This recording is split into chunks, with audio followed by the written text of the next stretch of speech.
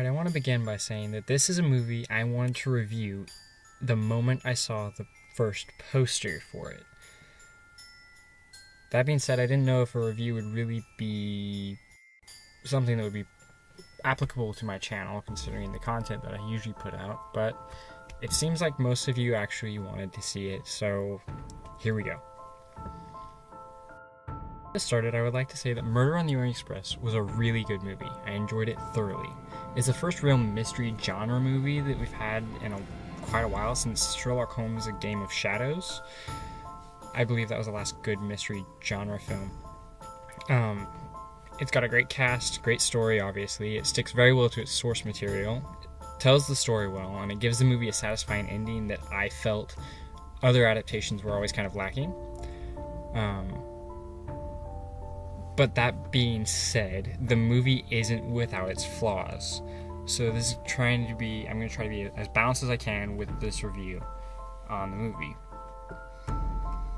Before we begin though, spoiler warning. If you have somehow never read the book, watched any of the other iterations or adaptations, or seen the new one, and somehow you've never had the end of the story spoiled to you, there will obviously be spoilers in this video. Seriously, go read a book or something. Start with one of the movie's strongest points, in my opinion, its cast. Much like the 1974's version of Murder on the Orient Express, the movie is graciously filled with an all-star cast who overall gave impressive performances. Unfortunately, this movie does fail in the same regard that the original does. It attempts to tell an 8-hour-long story in the span of 2 hours, and that unfortunately means that a lot of its characters' screen times gets cut. Mostly in the sequence where he is interviewing all of the suspects in the middle of the movie. In this version, the interviews get turned almost into a montage-like sequence. But the story does well to still convey most of the important parts to the viewer. However, its first real fault comes when a few of the cast members end up barely having any screen time and leaving little to no impression on the viewer. But it's hard to accomplish this with a cast this large anyway. It is notable, but I think unavoidable. In the end, though, you can tell that everyone enjoyed being in the movie, and none of the acting seems extremely dry. Moving on to the individual performances, Kenneth Branagh does a great job of playing the mustache detective Hercule Poirot. A big argument against him was that he is not the short, fat, bald, and bumbling, silly character that a lot of people associate with the classic Agatha Christie character. While this is all true, I view it as being similar to those of Sherlock Holmes and James Bond, who can be interpreted a little differently with every adaptation or iteration. Overall, he gets the character's personality down very well. I think he upplayed his quirkiness a little in the beginning of the movie, but there's a nice payoff at the end of the movie for this too. Wipe that ugly mustache off your face though, seriously. One of the A-listers in this cast is Johnny Depp, who played a convincing role as Ratchet. I feel like he got a little bit more screen time than the original character, just because he's played by Johnny Depp. Not exactly a bad thing, but maybe screen time that could have been used later on for the interviews, which I already mentioned were cut short. Who knows, maybe there will be a director's cut with the interviews being strung out a little longer. Tom Bateman plays the role of Poirot's assistant in this movie, and though he does a good job playing it, the role carries a little less weight than I think it did in the book, if I'm being honest. Next up we have legendary actress Judi Dench, who was a delight to see in this film, even though she was playing the undelightful princess character. I just really enjoy that this movie is taking notes from the classic 1974 version and getting a strong mix of legendary and fresher-faced A-list cast members. A good example of this is Willem Dafoe, who, just a fun fact, I'm a distant relative of Mr. Dafoe. His performance too is one of the better ones of this movie. Daisy Ridley is playing the governess character, who fits into the fresher face category, but still deserving of this role. She's still an A-lister working on the Star Wars movies, so has become a household name, but she still fits into the theme of having an all-star cast for this kind of movie. Her performance, again, was one of the better performances in this movie.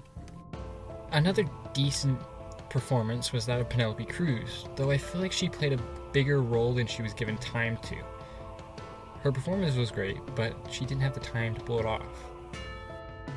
Suspect characters. Michelle Pfeiffer playing the widow had the best screen time and I think the best performance. Olivia Colman, Josh Gad, and Derek Jacobi all also did really good in their performances as the maid, the assistant, and the butler respectively. The only real crime here, see what I did there, is that all of the performance I just listed had limited screen time. I think it's forgivable though, considering all three of these characters had limited roles, even in the novelization. There were a few performances that I did find lacking. The Count, for example, played by Sergei Polunin, was over the top and subsequently kind of bland. The Countess, played by Lucy Boynton, suffered a similar fate, though to a much lesser degree. The character I feel who has changed most was Leslie Odom Jr.'s. His character was changed from the original. The Doctor is no longer just a side character of little to no importance, but is combined with one of the other suspects from the original cast. It's a noticeable change and a little jarring. Additionally, it feels like he was changed just to keep social justice workers at bay, and it's noticeable. Not because he's black, I'm not racist at all, but he was written in a way that is almost in your face about it. That being said, even his role is not awful, despite all of that, and I feel like I'm being nitpicky just to say that much. Let's talk about changes between the movie and the novelization. Most of the things changed in this movie were to save on precious time or to help keep pace, but I still think that some of them require taking note of. The movie begins with the conclusion of one of his cases, giving us an introduction to Poirot that wasn't quite necessary in the original versions. As I just mentioned, the other change comes with the Doctor's character, who has been changed from the source material. In the original novel, the Doctor character was in separate sleeper card, making him innocent of the crime in question and not a suspect. In this version, though, he is combined with, spoiler alert, the Colonel, making some minor changes to the cast list. I can understand why they did this, though, because the Doctor in the original version was always kind of redundant after the autopsy scene. There are a couple of sequences that seemed out of place to me as well. For example, there is a chase scene in the movie that I didn't think needed to be there, and could have saved time if they changed it a bit. The other change to the source material is the interviews. As I already mentioned, it's now a montage that could have been avoided if some of the other sequences were trimmed down. And then there was the conclusion of the case, which has changed a little bit with everyone stepping outside of the train and into the tunnel for a big reveal. None of these changes are really crippling to the story, though.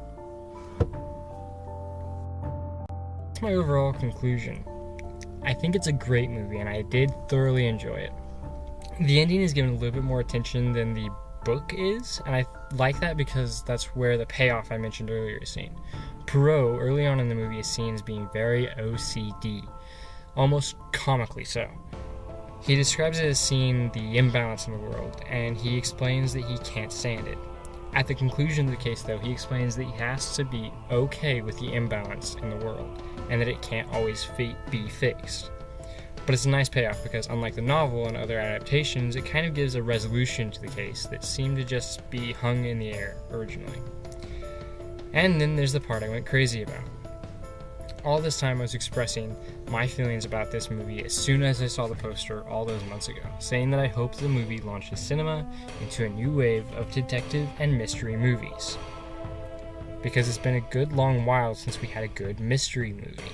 Monster movies, sci-fi movies, superhero movies, and franchise movies have all had their time, and there's nothing wrong with that. I like those movies too.